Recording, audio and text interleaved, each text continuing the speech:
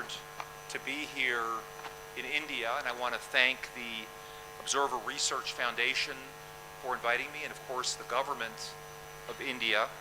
It is, I think, important to have these kind of dialogues and events, and particularly at this critical moment in U.S.-India relations. I thought I would talk a little bit about our foreign policy vision in the Trump administration generally, and then pivot to the U.S.-India relationship specifically as an example of some of the points that I made in the more general presentation. You know, one of the things that President Trump has done, whether you like President Trump or do not like President Trump, is that he has empowered those of us in the U.S. government to think about some fundamental assumptions about foreign policy that honestly had not been subject to much debate or dialogue for many decades.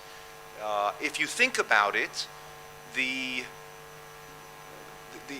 world that emerged after World War II had a very clear vision for American foreign policy. You know, in around the world, whether you're talking about Malaysia or Montevideo, Uruguay, or Malawi, we were seeking to contain the spread of communism in the Soviet Union. And that was the unifying principle in American foreign policy. India had obviously adopted a pretty clear position in that of trying to balance between East and West, and really fomenting the non-aligned movement to try to avoid taking sides in that conflict. And then, of course, as we know, in the early 1990s, almost overnight, the Soviet Union vanished. And somewhat strangely, there was never an assessment at that point in time of the purposes of U.S. foreign policy in the post-Cold War world. The United States, had this massive military and diplomatic footprint that it never had historically, again, all around the world. And instead of coming up with or really having an important national or international debate about what the purpose of U.S. foreign policy was post-Cold War, we just kind of let it all happen by default. There was never a moment of reckoning to say, what is the point of U.S. foreign policy now? Right, ever since Pearl Harbor, really, when we got wound up for World War II, and then went right into the Cold War. So from the early 1940s, really through the early 1990s, for a period of 50 years, we had a very clear understanding of what we were doing around the world. In the last 35 years, really almost as long as the original 50 years, we really have not had any kind of vision about what we're doing in the world and what the point of U.S. foreign policy is. And President Trump, with his America First foreign policy, has made it very clear that our objectives are to make our country safer, stronger, and more prosperous. Now, that doesn't mean that we don't want to do things that also advance the interests of other countries, but it recognizes that we in the American government, the purpose of foreign policy, of United States foreign policy, is to advance our national interests. We are not a charity organization. We are not the United Nations. And it is important, I think, the work of diplomacy is to find the win-win situations when you say this is one country's interest, here's another country's interest. We have to find the area in which those two circles converge. And that, it seems to me, is a very important point that we have been lost in terms of what is even the basic objective of foreign policy in our country. And so we have made this very, very clear that this is the goal. And America First obviously does not mean America alone, because some of the ways that you can accomplish those objectives are through cooperation with other countries. So I think some people have kind of very superficially said, oh, well, this is an isolationist foreign policy. Not at all. Again, our country is not safer and stronger, more prosperous, walling itself off from the world, but insofar as we are engaging with the world, we have to be able to explain to our own people how we are making our country stronger again through those kinds of engagements. And frankly, we expect other countries to be pursuing their interests. So just as President Trump wants to make America great again, he would expect the Prime Minister of India or other leaders to want to make their countries great again. Though national sovereignty is ultimately the basis of the international system. Although many people have declared the death of the Westphalian system for many years now, we are organized as a nation state. We have a constitution, and we expect other nations to behave the same. Concurrently with the drift in the substantive objectives in American foreign policy in the last several decades, our foreign policy had become increasingly bureaucratic and no longer subject to the desires of the president, who is, after all, the elected representative of our people, and who has the control over foreign policy under Article 2 of our Constitution. We have seen that basically our whole foreign policy process was really more concerned with the process itself rather than the results it would yield.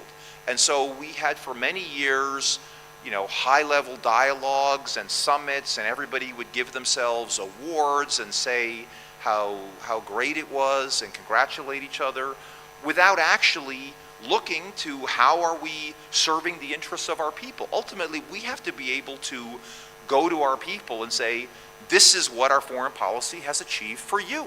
This is how it makes your life better.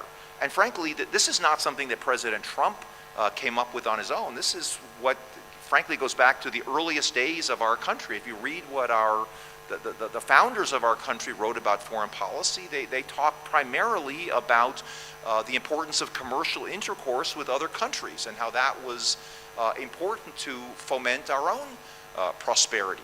The United States has been blessed by geography with relatively few neighbors compared to many other countries, and we have less concerns about land invasions from our neighbors in other parts of the world. So we can really focus on economic diplomacy and commercial diplomacy as a key objective of our foreign policy. And President Trump has brought that back to the fore of U.S. foreign policy in a return to our first principles. And he personally has taken on a key leadership role in foreign policy. So it is not some anonymous desk in the State Department that is making the important decisions, but they're really coming out of the president and the White House and reflect the president's own political agenda rather than let's say a deep state agenda that kind of remains the same regardless of who is in the White House. So, I think that my thesis here is that over the last several decades, American foreign policy had kind of descended into a toxic brew of moralism and impotence, when we felt that we would go around the world lecturing people about values, but then frankly when other countries would do things that were very much against our interests, we would just express concern or issue a strongly worded letter, and President Trump has made it clear that, he wants to be the president of peace. He has made it a real priority and a point of pride that he has gone out of his way to help resolve many conflicts around the world, frankly, because the international system that we inherited had not been up to the task. And so he is personally doing that. And I think a lot of this is just, going back to, very basic common sense of just what is the challenge and how do we get things done. And I think it is an indictment, in a sense, of the foreign policy establishment of the last several decades, that there's been a lot of talk about problems, but frankly, not a lot of solutions. And we kind of fallen into a trap of, if a country does something we don't like, well, we'll issue sanctions, and then everybody can feel virtuous about that without any real discussion as to whether the sanctions were appropriate, whether they were having their intended effect. So he has given us, in a sense, the freedom to reassess our relations with many countries and see, how do we advance our interests in a way that also advances those countries' interests. So what does that mean with respect to a relationship like India? I think one of the things that is undeniable is that this century is going to be, in many ways, a century that we expect to see the rise of India. And it's in our interest, and we think it's also in India's interest, to be partner with India's interest. This is a country of almost unlimited potential. It's now the world's most populous country. It has incredible economic, human resources, other resources that make it one of the countries that's going to decide the future of this century. The United States very much wants to be part of that and think that we have many, many win-win situations with India. And so, there's a reason that I am here today, which is I want to highlight the importance of India as we look around the world in the 21st century and see, what are the relationships that we really want to cultivate. And again, I'm not here to do social work or charity. I'm here because it's in the interest of our country, and we think it's in the interest of India to deepen our partnership. And it has to be obviously based on reciprocity and mutual respect. We are very excited about the trade deal that is almost at the finish line now, and think that can be the basis for really unlocking almost limitless potential. And so we are very much excited on focusing with India on these economic and commercial opportunities. And so, but again, India should understand that we're not going to make the same mistakes with India that we made with China 20 years ago in terms of saying, we're gonna let you, be able to develop all these markets, and then the next thing we know, you're beating us in a lot of commercial things. We're going to make sure that whatever we do, it's fair to our people, because ultimately we have to be accountable to our own people, just as the government of India has to be accountable to its people. So again, I think on the commercial economic front, it's incredibly bright. I think at a more general political level, we have two leaders in our two countries who have forged a great relationship. I think they really think the same way about putting their country's interests first, and it just seems very logical that we are going to be deepening our cooperation, and it's very important that our two countries can build on this personal bond. I think in these next few years we can really set the stage for decades of very close India-U.S. cooperation. I hope we can kind of move beyond the Cold War model where India feels compelled to kind of keep the United States at arm's length. I think we can again, cooperate very, very forthrightly in areas where we have very many common interests, which are many. I mean, I will briefly just mention the security area. I think the United States and India have very coextensive interests when it comes to preventing terrorism, when it comes to ensuring freedom of navigation on the high seas and elsewhere.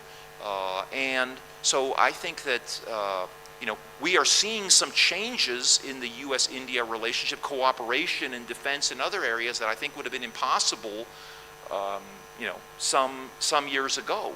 And I hope that that's an area that we can continue to lean into. I think the energy cooperation possibilities, again, are limitless. So I think it is no accident that the president sent really one of his very closest advisors, Ambassador Gore, as ambassador here. The president really understands the value of this relationship, and again, I'm delighted to be here today to celebrate this relationship, and I really am grateful that you gave me a few minutes just to talk a little bit about our vision for foreign policy, and look forward to continuing this discussion. Thank you very much.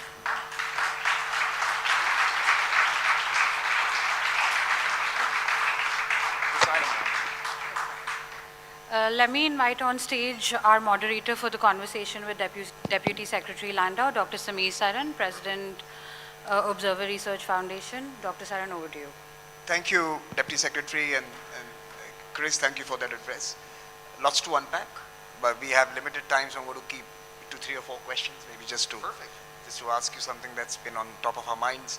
One, of course, is American foreign policy, a Western Hemisphere-centered foreign policy.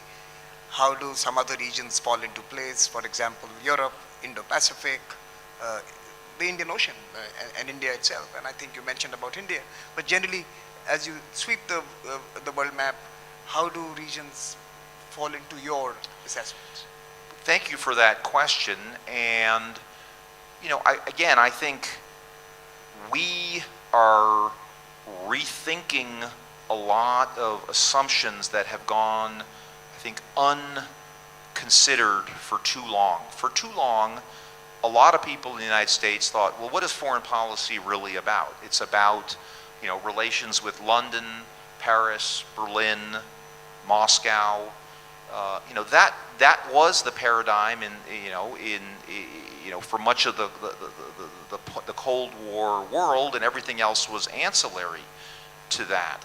I think in today's world, frankly, you see a Europe that has embarked on certain policies that have made it economically a shrinking part of the world's economic activity, whereas this part of the world has been going in exactly the opposite direction. Our foreign policy has to adjust accordingly, and that's what we're doing. I think for too long we have frankly ignored parts of the world, and I think that is why the Western Hemisphere focus is very important. Again, that is going back to very traditional roots in our foreign policy. We were ignoring our own neighborhood for too long. I was ambassador to Mexico in the first Trump administration. Previous administrations had paid much more attention to rivers between Iraq and Turkey than the river between the United States and Mexico.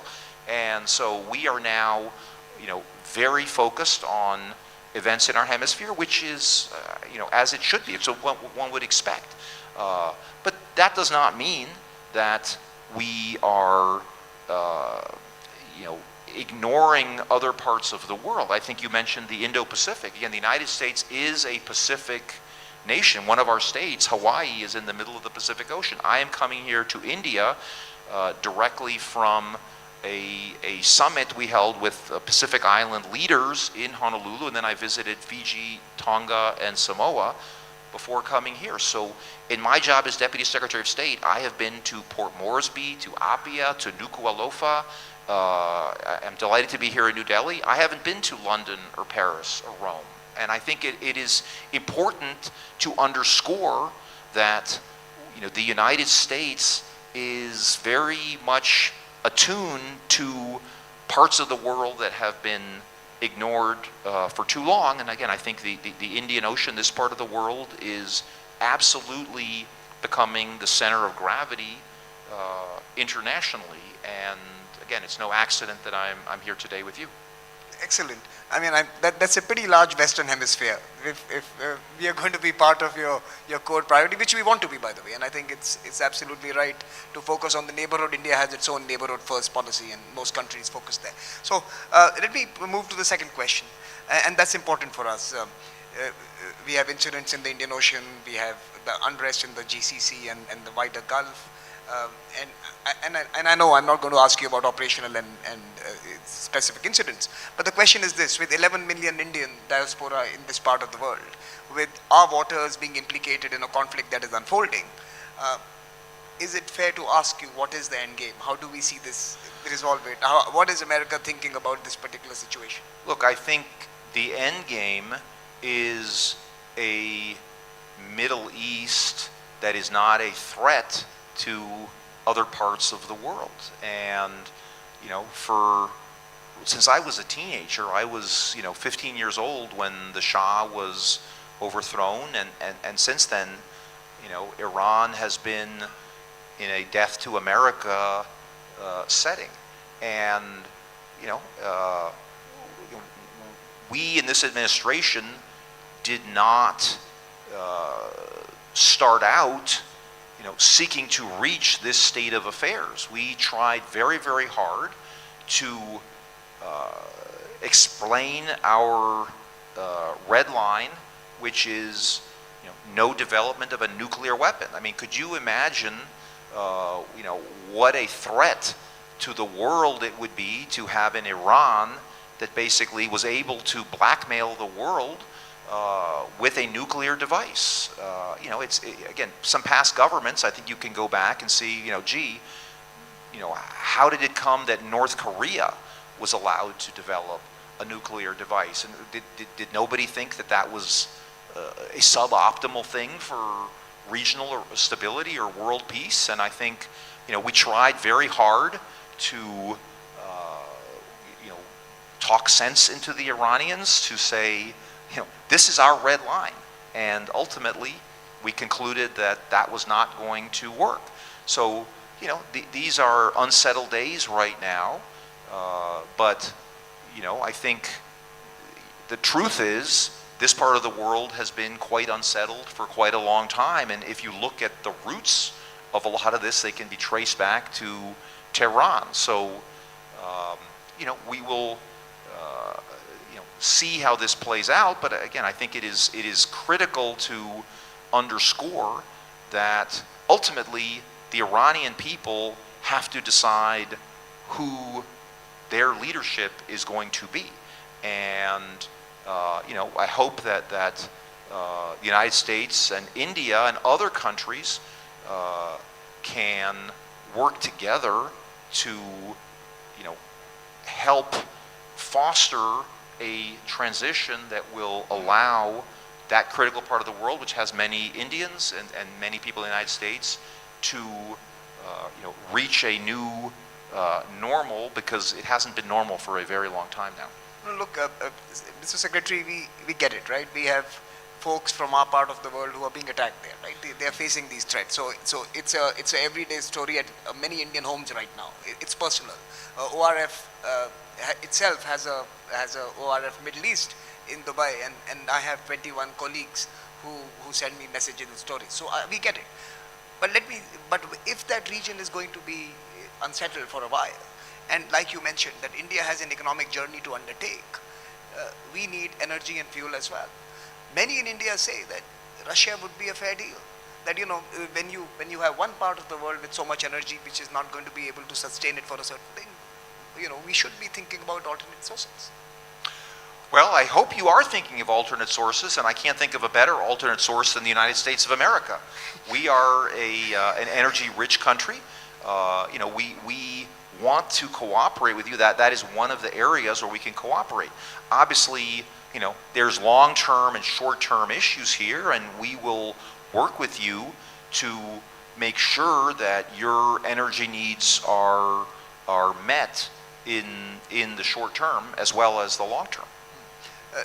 Mr. Secretary, you also, in your speech, described the political moment in both countries being quite similar in some sense.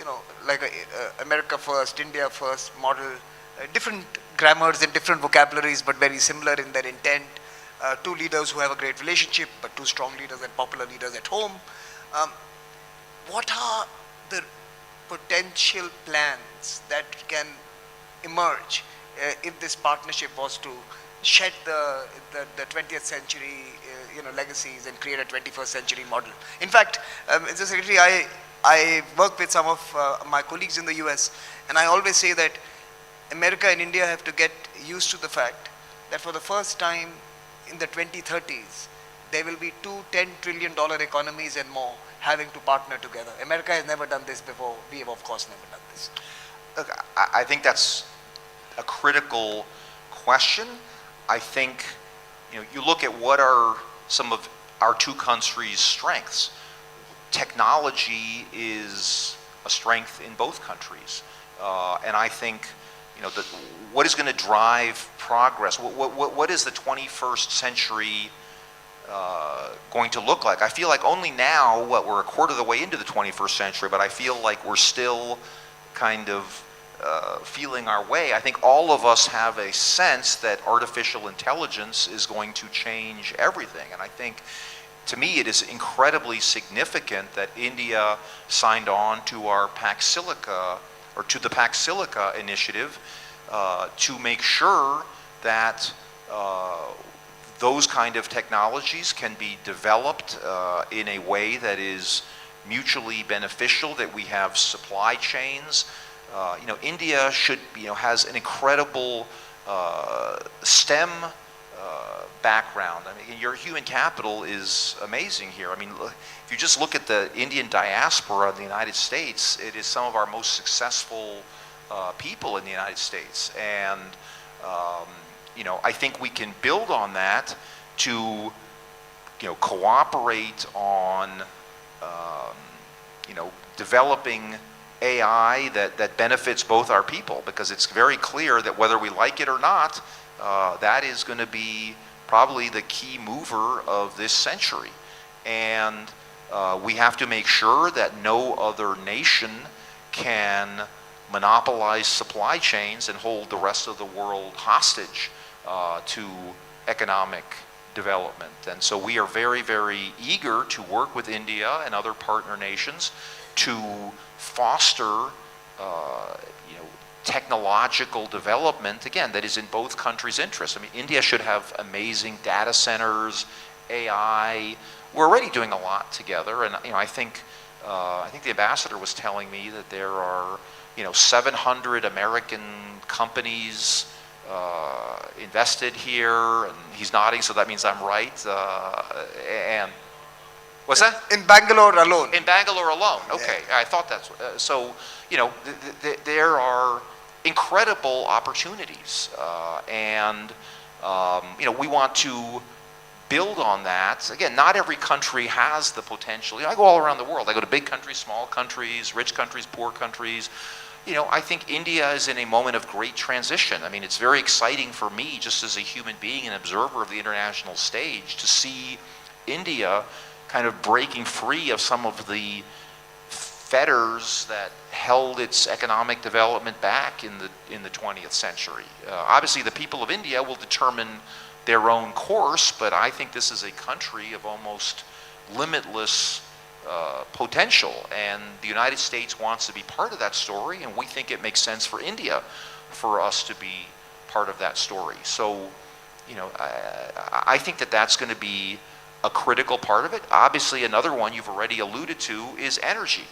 I think that one of the real challenges for India is to have secure and reliable energy sources. And you live in a complicated neighborhood here in India, right? And you know that better than I do. And so I think the United States, as a very energy-rich country, can be a part of your energy solution. And again, we look forward to partnering on that as well. Let me also acknowledge Ambassador Sergio Gore, who joined us in the middle of the panel. You did mention him in your speech as being perhaps the star ambassador in the American firmament.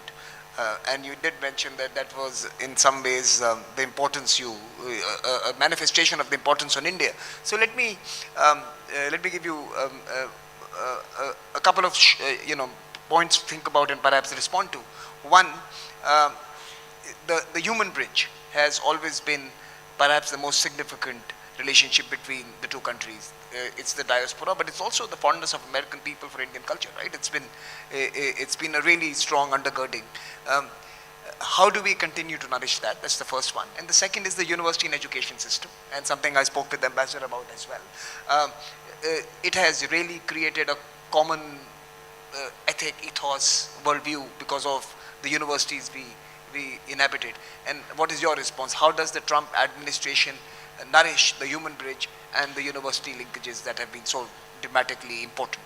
No, I appreciate that question. And one thing I would ask you to keep in mind is that in the prior administration, something like 20 million people entered our country illegally. And one of the reasons that President Trump is the president is because he vowed to the American people to actually enforce our migration laws.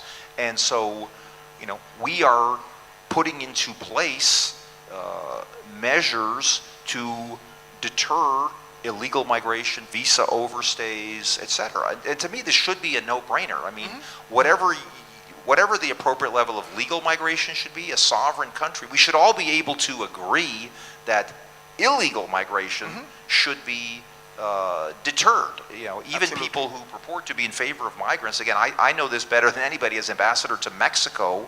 You could see the plight of people, often very poor people who are lured to embark on an incredibly dangerous journey by, false hopes that they're going to, see streets paved with gold. Frankly, in the first year, we have been looking to retain control or reestablish control over our borders and make sure that the people who are not in our country legally are sent back to their countries of origin. So I'm sure you've all kind of seen the headlines, but it is precisely in order to focus on the legal migration, getting that right, that we have to take care of the illegal migration problem. So, I wish that we could only focus on the positive side of the agenda. Everybody would be very happy and, slapping you on the back and everything. But, the truth is, we have frankly been, I think, overly lax as a government for many years in kind of turning a blind eye to people who have abused our migration systems. And I just think it is, again, migration is going to be one of the key foreign policy topics worldwide in the 21st century. And I think the sooner those of us who go to meetings like this grapple with the implications of that, the better. So, I would love a world in which the brightest students are able to come from all over the world to our universities. But, we have to make sure that we understand, what is in it for us to be doing that, right? It seems to me we want to attract a segment of people who are the true outliers, the overachievers who are going to really move the needle in our country. It seems to me we want to attract people who are going to be leaders in their country and go back after they're educated in the United States. Again, I'm not sure we want to be educating people and taking up slots in our own educational institutions with people who will just compete with Americans for jobs. And again, I don't think there's any shame in saying we as a government should have an interest in being able to tell to our people our immigration policies, just like our foreign policy, is meant to promote your welfare. So we have to be able to justify that. And again, I think there's a case to be made, but we have just seen a lot of people coming to our country without the kind of consequences. And so, I'm looking forward to working with countries like India, because I think the stories are innumerable of people who have added greatly to the fabric of our country coming from India and other countries. But, we have also allowed abuses of our system, and we need to be able to correct those as well. No, thank you, Chris, for this wonderful interaction and for your speech. The theme this year, Sanskara, assertion, accommodation, advancement. I thought your speech had enough of assertion. It had perhaps a determination to accommodate and partner, and of course with the purpose of advancement. So in some sense, assertion, accommodation, and advancement are the real politic of the 21st century. You see, I should have organized my remarks around your three goals, because they do very much fit. So I just want to thank you again, Samir, and thank ORF for this invitation, the government of India. It's really an honor to be here, and I very much look forward to continuing to work with you, because this relationship, possibly more than any other one in the world, I think will define the future of this century. Thank you. Thank you so much. Please join me in applauding the Secretary.